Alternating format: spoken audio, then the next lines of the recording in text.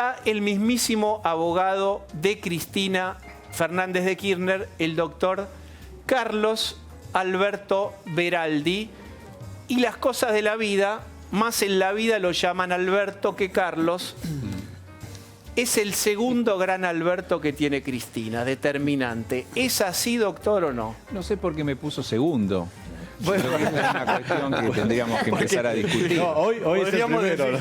Depende en qué escenario, ¿no? Bueno, si es en el escenario político, mucho. si es en el escenario más político, importante en este momento, ya no se está diciendo mucho.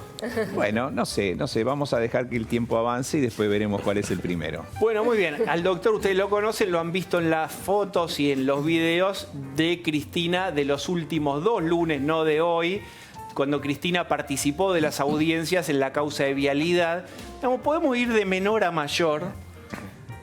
¿Cómo fueron esas horas ahí de Cristina? Uno la veía, esto es de menor a mayor, después vamos a las cuestiones de la causa. Con el teléfono, revista, ¿cómo es ese momento, no?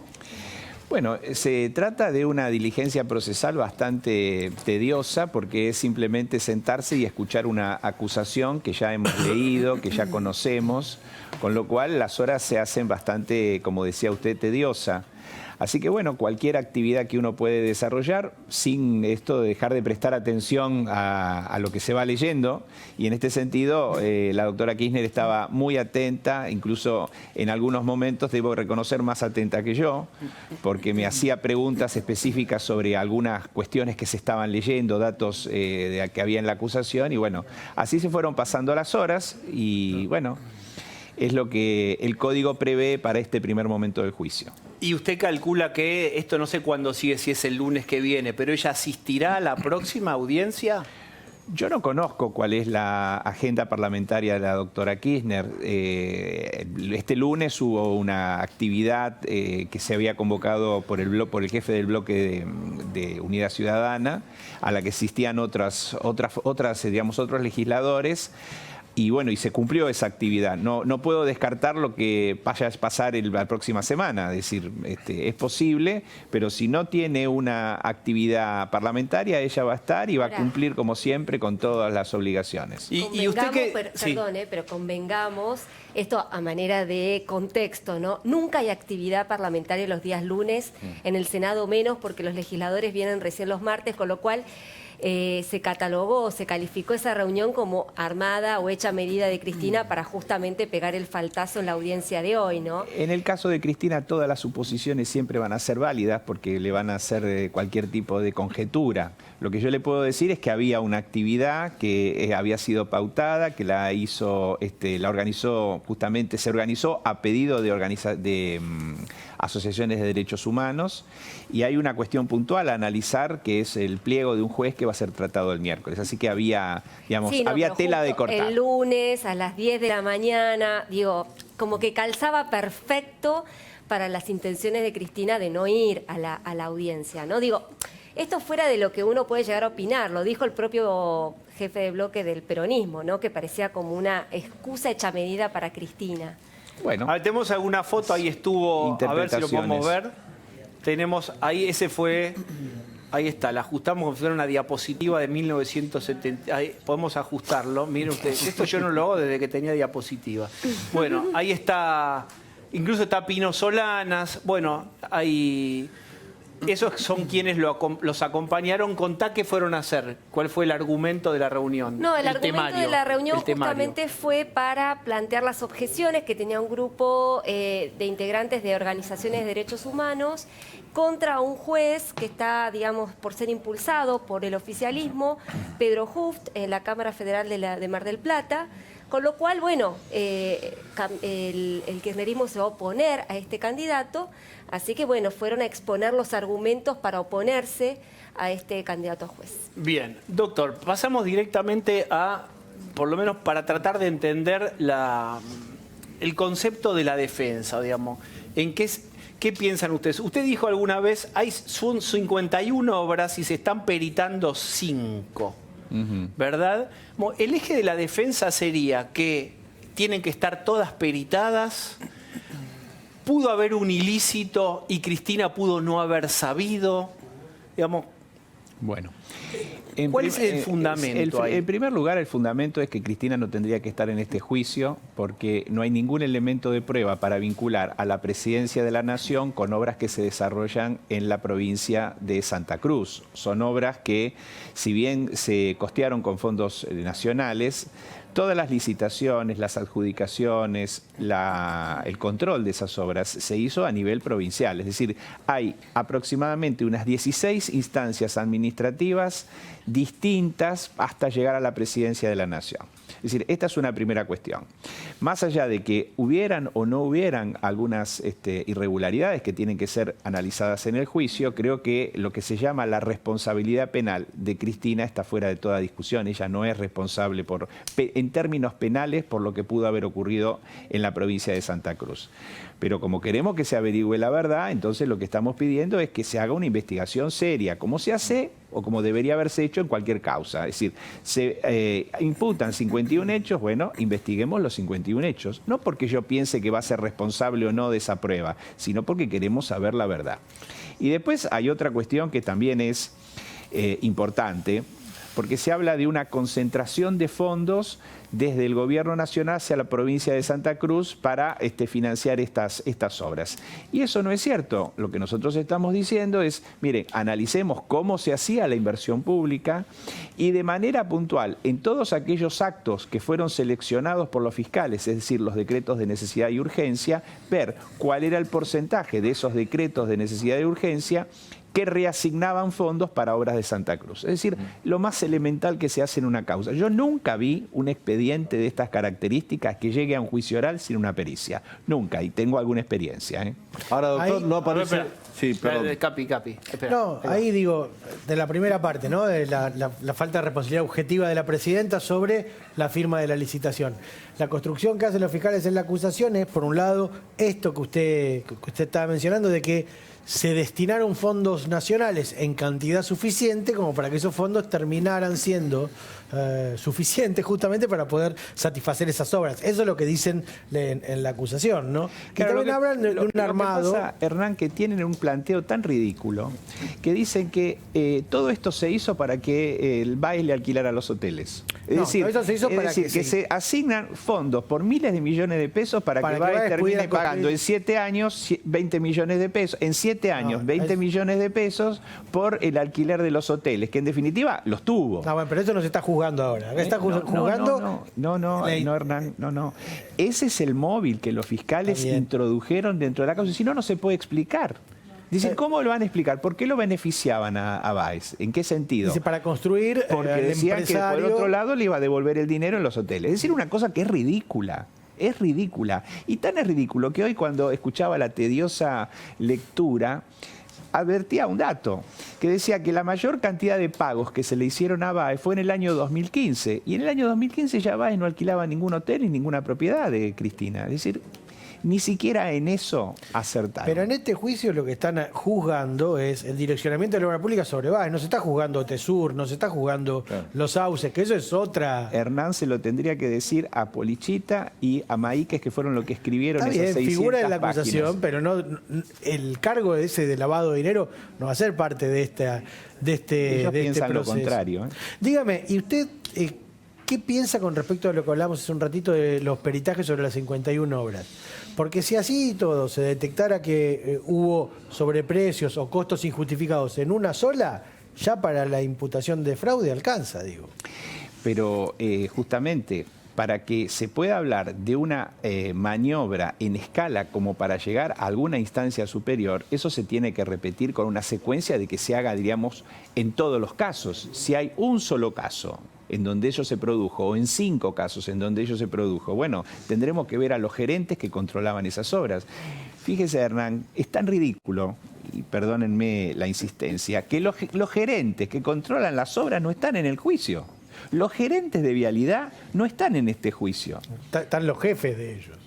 Hay otra causa que es vialidad provincial, donde están todos. Claro, pero está vialidad provincial, está el jefe de la unidad 20, del jefe de la dirección 23, y los gerentes que están por encima no están en el juicio. Además, los organismos provinciales tenían por encima organismos provinciales. Estaba el ministro de Economía, el gobernador, esos tampoco están. A ver, que yo lo que digo es... Y no es que quiero meter más gente en el juicio, ¿eh? Y bueno, yo lo que les digo es que es un juicio totalmente sesgado y hecho con el único propósito de sentar a la expresidenta en el juicio cuando se está llevando a cabo la campaña electoral. A ver, y seamos honestos, que es así, ¿eh?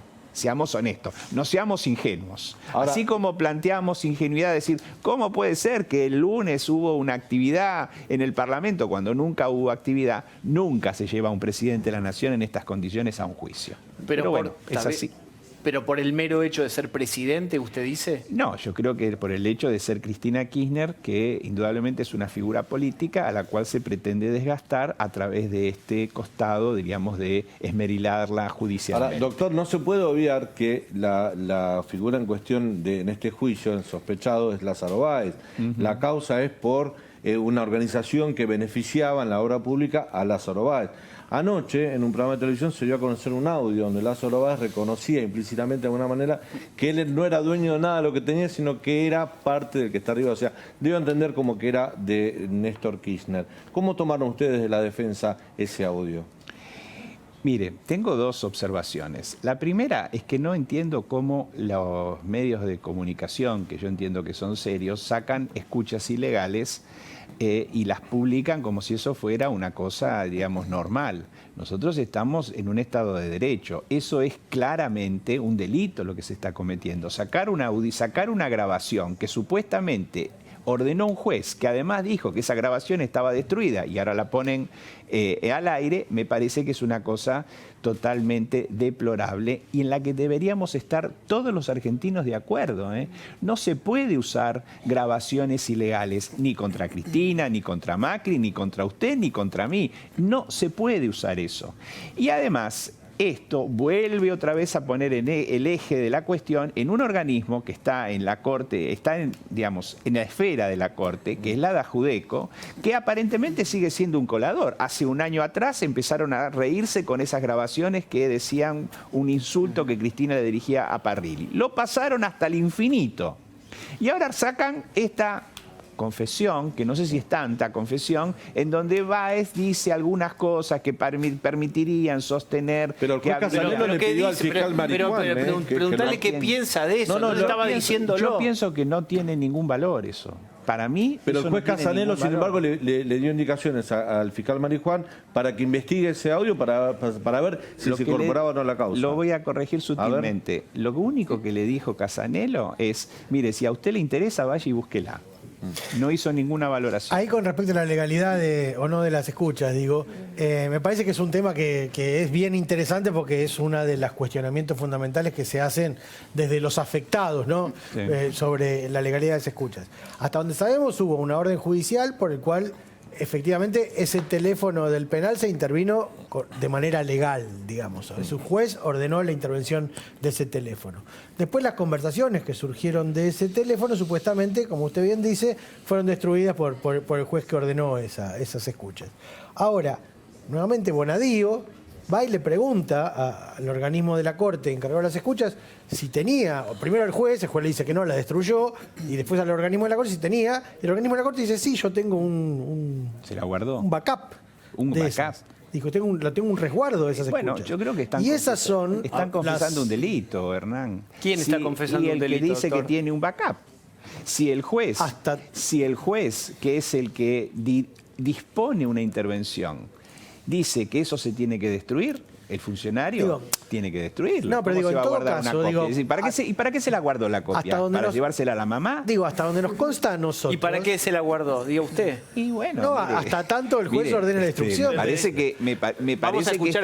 Me parece que estas cuestiones son obvias. No, pero y que quizás con eso pretenderían de alguna manera armar el show mediático que armaron en estos últimos días. Sin que para mí de eso surja ninguna prueba que sea incriminante, porque no dice nada. Por el momento, esas escuchas, hasta que alguien diga que son nulas, que son ilegales, yo digo que son ilegales, se lo digo acá en este programa. Un tribunal, más allá de su opinión muy respetable y sabia, sigue siendo una opinión de parte. Pero inclusive sobre el trabajo periodístico, ahí también me parece que vale la pena una reflexión, porque nosotros los periodistas, en realidad, si hay una información que está dentro de un expediente, y que tiene un carácter dentro de ese expediente, de una adjuntada en algún caso a ese expediente, digo, me parece que no hay ningún impedimento para que usemos esa información. Distinto es el caso, y ahí comparto con usted, la utilización de una información que fue obtenida por medios ilícitos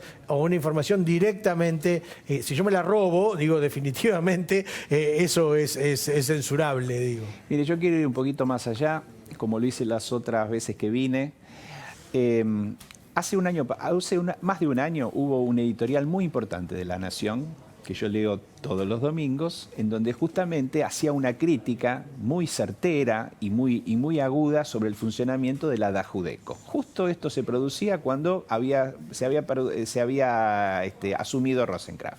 Y decía que era un organismo que era totalmente desmesuradamente ilegal, porque se le habían dado tareas de inteligencia. Es decir, yo creo que ese es el punto que tenemos que discutir. Es decir, en la Argentina no puede haber conversaciones que son grabadas de manera ilegítima. Y solamente un juez lo puede hacer. Y el organismo que tiene a su cargo esa tarea, bueno, tiene que cumplir estrictamente las órdenes judiciales. Si se aparta 1 centímetro, ya entramos en el marco de la ilegalidad. Bien, usted dice, yo lo que interpreto, imagínese un psicólogo, yo no entiendo mucho, pero lo que voy entendiendo como si fuera para organizar una escena, veo que usted plantea 2 ejes por lo menos. Una es que se tiene que ver la recurrencia de hechos ilícitos en la adjudicación para aseverar que hay una asociación ilícita, direccionamiento y demás. Y otro que usted dice que hay, no sé, si me dijo 16 firmas diferentes hasta llegar a la del presidente. La pregunta es, usted dice que Cristina no sabía si es que esto ocurría. Julio De Vido, ¿podía no saber de esto?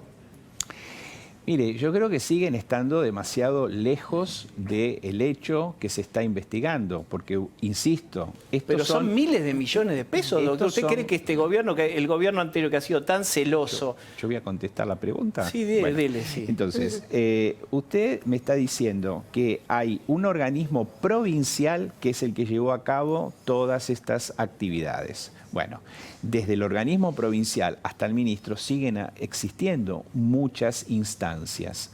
Ahora, específicamente, si lo sabía o no lo sabía, creo que para eso tiene que hacerse el juicio. Y esto es lo importante, que es lo que nosotros queremos que pase, un juicio oral y público con un tribunal independiente en donde podamos discutir. Y seguramente la defensa de De Vido, que tiene muy buenos abogados, va a poder demostrar que seguramente él no sabía absolutamente nada. Pero no puedo decir a priori, porque empezamos a decir yo pienso o no pienso. Esto se tiene que celebrar en un juicio y el juicio se tiene que llevar de manera regular, como la ley establece. Y justamente lo que nosotros vemos es que no se está averiguando la verdad o que no se quiere averiguar la verdad. Bien. ¿Por qué duda de lo que está pasando en el juicio? Si todavía recién arrancó y estamos con la lectura de la acusación. Bueno, justamente porque tenemos una batería de recursos que tuvimos que presentar porque el tribunal iba negando prácticamente toda la prueba. Además, este juicio no tenía que haber empezado. Existen recursos que no están resueltos, están a conocimiento de la Corte. Está realizándose lo que se llama una tarea preliminar, que se llama instrucción suplementaria, que tampoco concluyó. Hay un tema que la gente se ha olvidado, y es que la Dirección Nacional de Vialidad presentó una demanda por 22.000 millones de pesos, que nadie sabe dónde está tramitando. Eso ha quedado flotando en el aire. El Tribunal Oral, en una decisión que yo no conozco antecedentes, se declaró incompetente. Volvió del juzgado civil a donde había ido y ahora no sabemos dónde está. ¿Desistió? Es decir, bueno, si desistió, la verdad que los abogados nos vamos a hacer millonarios. Sí, están reclamando honorarios los abogados justamente por eso. No es mi caso, pero bueno, si me quieren también regular honorarios, eso lo veremos. Pero lo que sí le puedo decir es que había una serie de inconsistencias para el inicio de este juicio que realmente, por una cuestión de prudencia, no debía haber empezado hasta que no tuviéramos bien organizadas las cuestiones. Si se procedía jurídicamente, yo no tengo duda de que esa era la solución, pero como parece que hay urgencias políticas para que esto se desarrolle en esta etapa, y bueno, ahora nos encontramos con estos problemas. Si la Corte dice que algunos de esos recursos que yo planteé son correctos, y bueno, vas a determinar que el juicio sea nulo y tenga que volver a empezar, y la gente otra vez pensando que los jueces y los abogados en realidad no hacemos nuestro trabajo. ¿Cree que la Corte puede dar una respuesta durante el juicio, ahora en breve, o cree que va a ser después, más adelante? La verdad no sé cuándo puede ocurrir. yo creo que cuanto más avancemos es peor.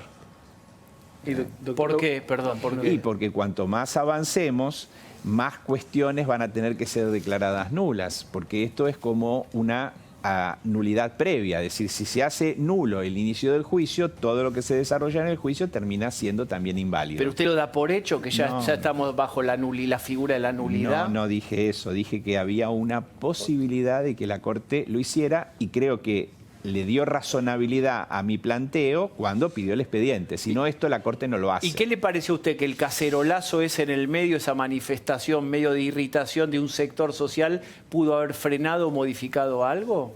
Creo que influyó. Ah, ¿sí? ¿Cómo? Sí, ¿Por qué? Creo que influyó. Y creo que influyó porque la Corte es un tribunal que también tiene un criterio de oportunidad política y me parece que eso, de alguna manera, también hizo que tomara una reflexión y devolviera rápidamente el expediente. Si no, pedir el expediente por 24 horas no es una decisión, diríamos, que sea lógica, porque si yo quiero pedir una copia, se la pido directamente al tribunal. Bueno, la Corte hizo ese movimiento, pero esto no significa que haya resuelto el recurso. Al contrario, haber pedido la causa ya significa que mi planteo tenía solidez. Y bueno, en algún momento lo va a resolver. Yo espero lo más rápido posible, incluso si me dan, no me dan la razón, porque eso ya nos despeja una incógnita. ¿Está bajo influencia la Corte? ¿Usted cree que está mirando a ver cómo es mirada, digamos, la Corte?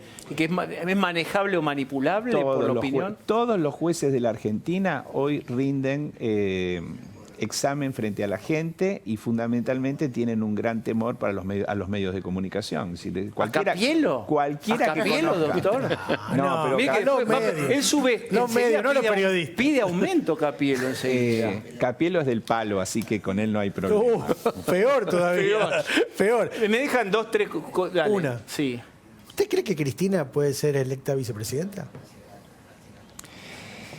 Creo que las encuestas están dando como que la fórmula Fernández-Fernández está muy bien posicionada, pero yo creo que las elecciones se definen 15 días antes. Y Bien. el 10 de diciembre, Cristina Kirchner puede estar siendo juzgada y al mismo tiempo asumiendo su cargo en caso de ser electa. Yo creo que no hay ningún inconveniente. Yo creo que la única persona que no cumple con la ley, me parece que no hay que buscarla del lado del kirchnerismo.